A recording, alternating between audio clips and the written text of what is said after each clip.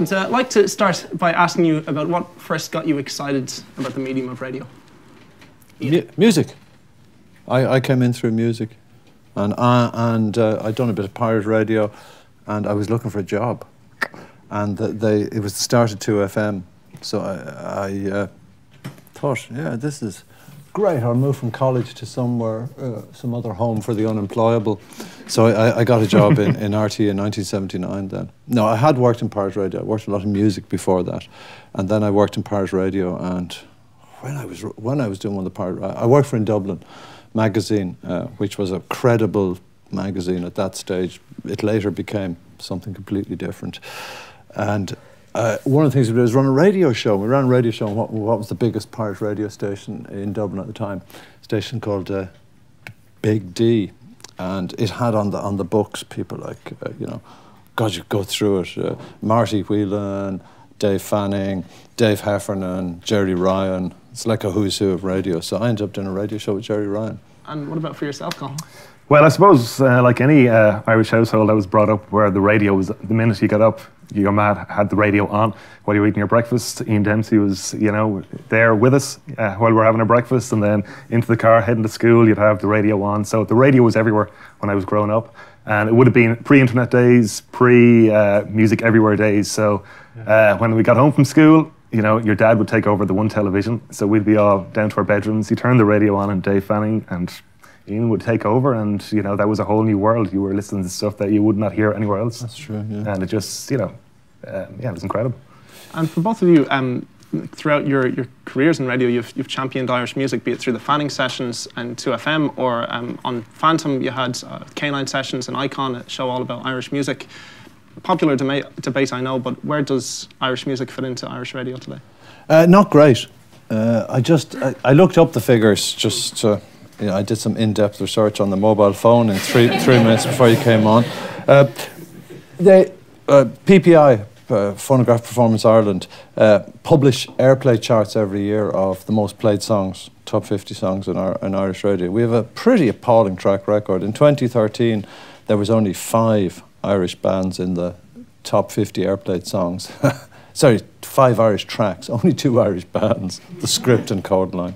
Last year we had an exceptional, we jumped up to 9 of the top 50 most played songs in Irish radio were by Irish artists. Now, they were admittedly Codeline, Hosier, just 6 of the 9, and then The Script, The Coronas and the Riptide Movement. And just to give you an idea how that compares, if you went to Iceland, you'd find 40% of what's played in the radio is Icelandic music. If you went to Holland, you'd find that. If you went to Germany, you'd find similar portions. I'm not even dealing in France, where they have their own particular business with language and so on, but you go around most countries in Europe, and the more, shall we call it, advanced states, those that have an indigenous music business and are developed economies, we're down the bottom of the list by a long way in terms of our national artists getting airplay. So we're not doing a great job here. Mm. Do you guys think that's justified? Is the music good enough to get on radio, or do you think? Well, we get all this. Every time this comes up, I get this stuff about how we're awash with wonderful, talented musicians, and we're just a font of talent, and everybody in the Irish music business is a total fucking musical genius. And yeah, that doesn't follow through. So it's a lot of patronising geek being given out by the people in radio about it. Seriously, it's patronising nonsense. They say everything's wonderful here. Will we do anything to support it? Of course not. And they're wonderfully talented people. They'll all look after themselves. They won't look after themselves. And that's why many other countries have very successful music export businesses, and where the public broadcasters take it as part of their mission to promote local music. It's actually written into the charters of a lot of the European radio public broadcasters that they must support local music.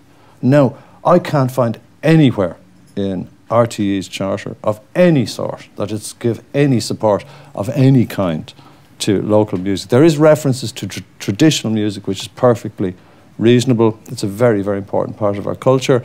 I mean, even it gets shite all coverage, really, when you dig down into it. The amount of traditional music that's given support on radio, outside R&G, say, where it's very specific, is actually quite small.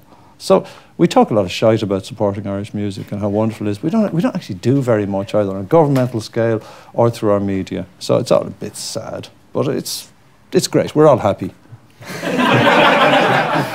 As a public service broadcaster, I think there should be certainly a remit for, you know, for showcasing new Irish music and having that as a huge part of their musical output, that they should be supporting music. And I've been doing kind of Irish music radio shows since around 2008, 2009, and like, you know, I'm never short. Every week I'm never short of amazing music, like Twin Headed Wolf. What an incredible band, like, you know. But will you hear them on daytime radio? Unfortunately, not a chance at the moment. You mentioned Six Music is a very interesting point. Sorry, if you probably don't want to hear this, but I'm going to tell you anyway. They've done a lot of music research recently, which shows there's, in the past, you had teenagers and their parents absolutely fucking hated what the teenagers listened to. It was revolting in the extreme. It was the end of the world and all that. But that's changed now. And you have this strange synergy in the case of Six Music, and they've done a lot of research on this. We have people in their 40s and 50s who actually overlap their music taste with their younger audience in the late teens, early 20s. So that's kind of changed. Six Music is a strange animal because it has these people in their 40s and 50s, or old rockers, sort of people I would have been playing radio to, and the very younger ones. And that's the first time that's happened. So there are strange synergies across. BBC Six Music is in a unique position in that it's a public broadcaster, and it's maybe more likely to to take those risks. Yeah. Like BBC Six Music couldn't survive in a commercial world, I don't think, because they would have such a huge team working on each show, and they obviously have Maida Vale studios, and they have huge resources. Yeah. So to try and come up with a commercial plan to put that in, and they take music really seriously. Sure. The BBC take music seriously. Like their whole introducing. It's really important. Yeah. RTE don't fucking even know there's music going on. You know. But did you see the Electric Picnic coverage? Holy fucking Christ. I mean, Jesus. I mean, some of it was truly appalling. But anyway, it was a revelation. It was a new dawn for television broadcasting in Ireland, etc. Yeah. It's not for me to say. I have no opinion on this. Good man. Nor do I. I'm not allowed to have opinions, yeah. Lads, great having you on the show. Great. Thank you very much.